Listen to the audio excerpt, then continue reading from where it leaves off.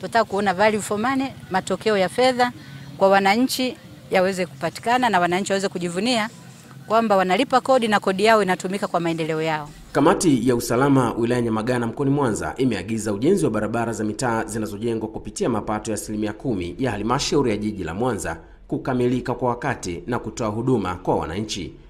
Mwenyekiti wa kamati hiyo ambaye pia ni mkuu wa wilaya Nyamagana Amina Makilagi ametoa maagizo hayo wakati wa ziara ya kukagua ujenzi wa barabara hizo ambazo ni Nyashana kata Isamilo, Soko Kuu kata ya Pamba, Kijereshi kata ya Muhandu, St. Mary's kata ya Igoma, Fumagila kata ya Kishili na Ipuli kata ya Mahina. Kwa hiyo sisi maelekezo yetu hapa, ongeza watendaji wa kazi. Na kazi ikiwezekana hata usiku na mchana, kwa sababu barabara za zege hazinaga complication. Na sisi tunachohitaji ni wananchi wapate matokeo, wapate maendeleo, waweze kupata mazingira wezeshi ya kupita na kuendesha maisha yao na huduma za jamii kuweza kuwafikia.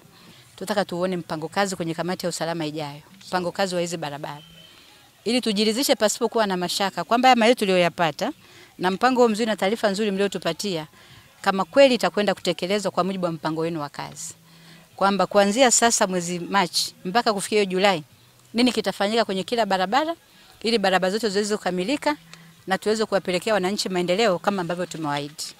Baada ya maagizo hayo, watendaji wakakiri kuyapokea na kuyasimamia ili kuhakikisha ujenzi wa barabara hizo zinazojengwa kwa kiwango cha zege na mawe unakamilika kwa ubora uliokusudiwa. Tumepokea maelekezo na tutayafanyia kazi. Pia Mheshimiwa Mkuu wa Wilaya, swala la extension of time na sisi hatutoli entertain. Tuhakikishe tunamaliza miradi hii kama tulivyoshauriwa kwa wakati. Ya Mheshimiwa DC na kamati yako, kama ambavyo umetoa maelekezo, kwa ofisini kwetu sisi tuko tayari kuendelea kutoa fedha ili miradi hii ya barabara iweze kutekelezeka kadri ilivyokuwa imepangwa.